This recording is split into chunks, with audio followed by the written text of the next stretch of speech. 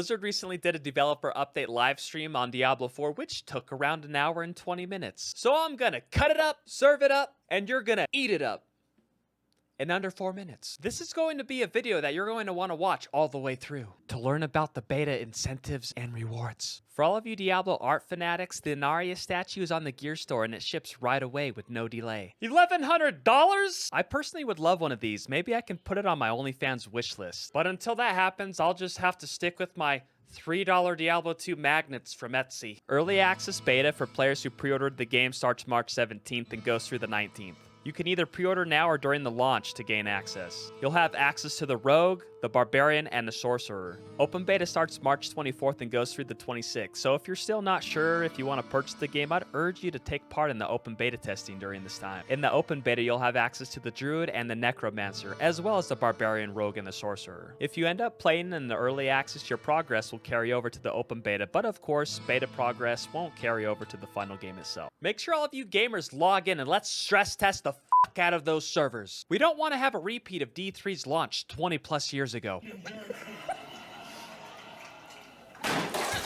If you're a console player, you'll be able to do couch co-op with someone dear to you. Only one of you will need access to the beta. You'll be able to create up to 10 characters during the beta, so you can actually experiment different versions of each class or multiple versions of the same character to test out different paths in the skill tree during your progression to really pinpoint which skills give you the most enjoyment. There will be a world boss active during beta, which will have 4 different time spawns on each Saturday for players to jump into and check out. Ashava is the first world boss I ended up revealing back at BlizzCon 2019. The time zones will be spread out to allow players from all around the world to try and test out the new fight. There was a question asked on the live Q&A about the fear of missing out on killing that world boss multiple times. The dev team stated that you would be able to participate in the fight every single time if you'd like, but only receive the rewards from killing it once. I believe the loot from the boss will be a weekly reset, but I'm not exactly sure.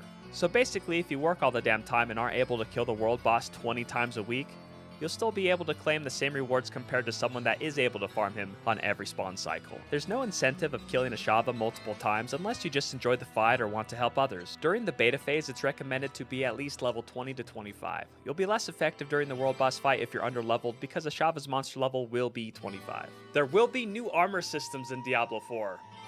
So if you're familiar with Diablo 2 or Diablo 3's armor values on gear, you already know that they're pretty much pointless. Armor values on gear in Diablo 4 will now be a necessity if you want to help mitigate physical damage taken, but it also helps reduce a percentage of non-physical damage as well. So if your armor value is reducing 50% of physical damage taken, it will also help mitigate 25% of non-physical damage to help deal with shadow and fire damage, for example. This works with enemies as well. It's the main direction of scaling that they're using. In Diablo 2 and 3, they just increased the enemy's health pool to counteract the power creep of your character. You shouldn't just stack armor on your character, however. Don't ignore elemental resistances and other sources of defensive stats on gear, because you will be getting penalties while you progress through the game. Here's 3 graphs. If you'd like to pause and check them out, feel free.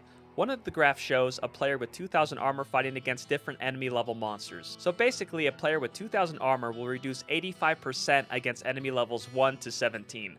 But then it drops off drastically from 21 to 45 and starts to flatline late game. This graph shows the damage reduction percent per single point of armor. So every 100 armor, you absorb about 5% of damage reduction. As you can see, it falls off fast and then flatlines late game. So when you're finally in the end game, about every 100 armor will absorb 1% of damage reduction. There's other ways to receive defensive stats in the game of Diablo 4, such as the Sorcerer can get Energy Shield. For the Druid and Barbarian, they would look for Fortify power, and the Rogue would want more dodge chance on gear. Strongholds is a brand new feature in Diablo 4. They basically are places of importance in the world and the people of Sanctuary that have been overrun by evil. While you progress in the game, there will be multiple strongholds in each of the 5 zones for you to discover. Each stronghold is in a unique location. They have different stories, bosses, different gameplay objectives, and some of the rewards are unique to each specific stronghold. It's a solo experience just for you or your party. You won't be seeing random players in these strongholds unless you choose to party up with them. Once it's completed, it becomes a public space where you might then encounter and interact with other players. After you complete a stronghold, it will interact with the world around you and unlock additional content for you to explore. There will be early access and open beta incentives and rewards. As you play Diablo 4 during the open beta and early access weekends, you'll be able to collect all 3 open beta rewards. Players who unlock these rewards will receive them once Diablo 4 launches. The beta wolf pack is a cosmetic item on the back of this barbarian as shown in the video right here, earned by reaching level 20 on your character. There's also going to be 2 titles that you can unlock. One is called Initial Casualty, earned by reaching Kiovashad with 1 character. The other is called Early Voyager, earned by reaching level 20 on 1 character.